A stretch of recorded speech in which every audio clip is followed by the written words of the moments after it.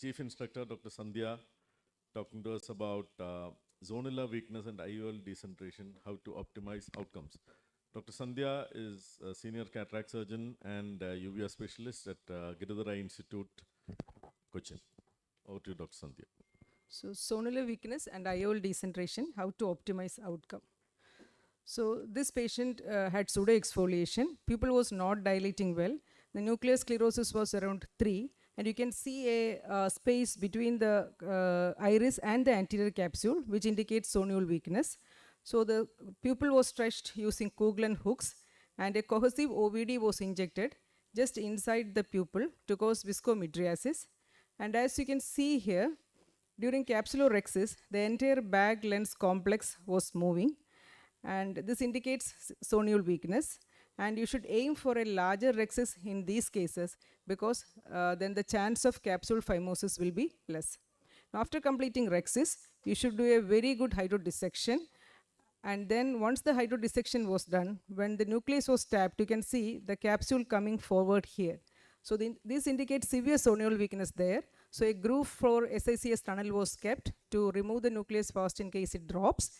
And then here I am using, since it's a generalized zonual weakness, I am using 4 capsule hooks. If there is regional zonual weakness, you can use capsule hooks only in that area. So these capsule hooks gives anteroposterior support to the capsule, and then they've got long hooks. So that will reach till the equator of the capsule, whereas the iris hooks reach only just beyond the rhexis margin. And then they have got, these capsule hooks have got atraumatic tips. And after supporting the capsule well, so the nucleus was rotated bimanually so that it causes minimum stress on the zonules.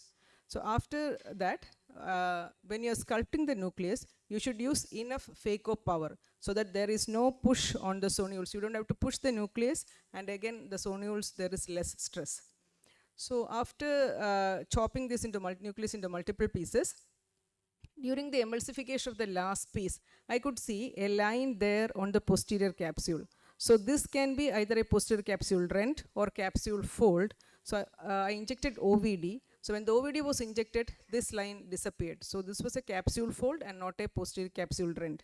And then the Sinskey hook was placed just under the phaco probe so that the bag doesn't get aspirated, because the bag is very floppy, and you can see the entire bag is moving during phaco. And there were multiple folds on the capsule, and this indicates zonual weakness, especially of the posterior zonules. So once this emulsification was over, so OVD was injected before withdrawing the phaco probe so that there is no sudden shallowing of the anterior chamber. And then in these cases of zonulopathy, the cortex will be very sticky because there is no counter traction by the zonules. So these cortex were stripped tangentially and carefully. And then after cortex removal, again the bag was filled with OVD. You have to fill the bag completely. So this I'm about to insert CTR. So before inserting CTR, you have to fill the bag completely. And then the eyelet of the CTR was taken beyond the area of maximum zonual weakness so that the closed area of CTR supports this area. And then a monofocal single piece lens was placed inside the bag. So this capsule hooks were then removed carefully without damaging the rhexis margin. You have to just retract the sleeve and then take these hooks out. And then at the end, triamcinolone was injected. I could see few vitreous strands here. So those were removed with the vitreous cutter. And then pilocarpine was injected, and the lens was looking stable, and the pupil was round. So, but a sutured CTR would have been a better option, but that was not available at that time. But you have to keep watching this patient because they are at high risk of bag CTR complex dropping into the vitreous. But at the end of 1 year, this patient is stable. Now this patient had a nuclear cirrhosis of grade around 4, and the pupil was not dilating well. So as you can see here, there is some folds at the apex of this rhexis, which indicates zonual weakness. And after rhexis, a good hydrodissection was done, and here the nucleus was rotated, just pushing it down and then rotated so that the stress on the zonules is minimum. And here I am using an IOL trap technique. That is, after filling the anterior chamber with OVD, to give equatorial support to the capsule, the CTR was placed inside the capsule, and the 3-piece lens, foldable lens, was injected into the anterior chamber. So the leading haptic was carefully taken under the iris and was just placed over the rhexis margin. So if you directly inject this onto the rhexis margin, sometimes the haptic will go under the bag. So it's always better to inject into the anterior chamber and then carefully dilate onto the rhexis margin. Then the IOL optic was trapped under the rhexis. So once this is done, the round rhexis becomes oval. So once the IOL is trapped, it's a stable position and it prevents fibrosis. And so you have got IOL in the bag and the haptics in the sulcus, and those haptics gives extra anchorage to the lens. So the chance of subluxation is minimal. And at the end, orthopupilloplasty was done. In this patient, everything was going fine till the completion of emulsification, almost up to the completion of emulsification. So then I could see the rhexis margin coming forward here. So this was an ominous sign. So I put OVD. Then when I retracted the iris with Kuglen hooks, I could see the large area of zonular dialysis here, about 4 to 6 clock hours. The zonules in this area was looking normal. So injected OVD and the CTR was inserted in such a manner that it doesn't increase the area of zonular dialysis. So this is the CTR of normal size, and then the eyelet was dialed into the bag using a Sinskey hook, and then that was released with an iris repositor. And then a single piece foldable lens was placed inside the bag.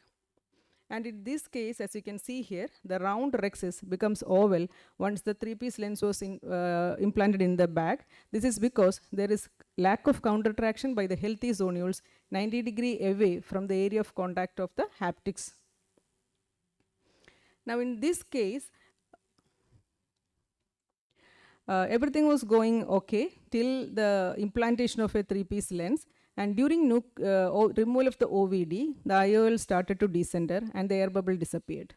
So the causes of decentration at this level are one haptic in the sulcus, placing one haptic in the sulcus and the other in the bag, breaking or kinking of the haptics, or there can be some peripheral zonular dialysis or PCR. So here the optic was well inside the bag because you could trace the optic margin all around, rhexis margin all around the optic of the lens, and there was no damage to the haptics.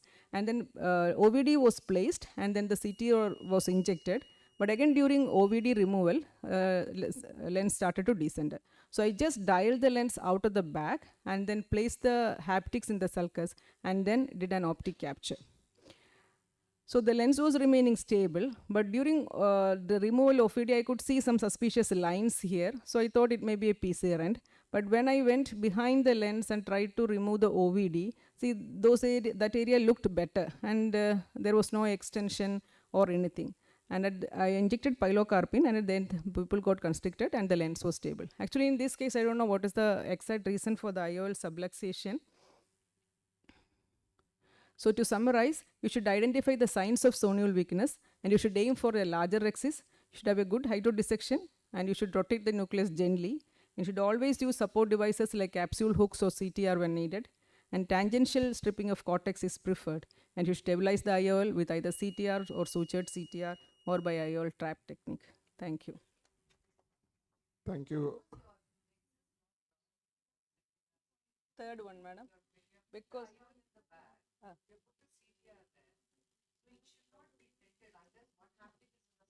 third one where I showed that oval rhexis. No, there was no CTR. I just put the lens, that's all. And then the area of contact of haptics got stretched, but there was no stretching 90 degree away because the zonules were weak there. So that's why it assumed a spindle shape.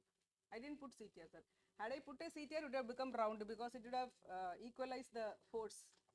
Actually, CTR, in another case, when you have put it from a main, I think that when the AC shallows, then the area of dialysis will increase. So it's always best to put certain CTR to this side. So the main port is not touched at all. Okay, thank you, Dr. Sandhya, for the beautiful videos that you